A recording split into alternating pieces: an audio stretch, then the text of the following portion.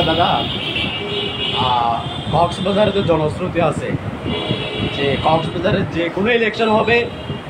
আর জগদীশ পার্থ অংশগ্রহণ করবে না, নির্বাচন করবে না, সেরকম কোনো কথা নেই। কিন্তু আমরা যে 2024 সালের 7 জানুয়ারি জাতীয় নির্বাচন এবং হচ্ছে বর্তমান চলমান যে উপজেলা পরিষদ নির্বাচন,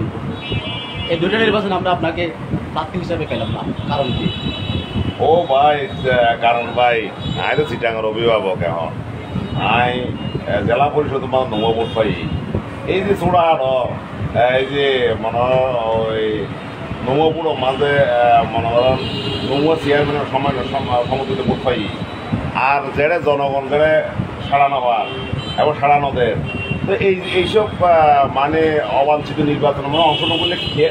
খেয়ে নদে নিয়ে নাই দেখাইলাম দে আর তো 5 বার মাঝে মনে করো ওই যে আয় যে নির্বাচন আইলে যে নির্বাচন তিয়াই মাঝে বেগুন আর ফল হয় আয় যারা আর বিরুদ্ধে আছে তারারও মন্দির দেখা দিয়ে দিই ফল আয় সব ফল এলাই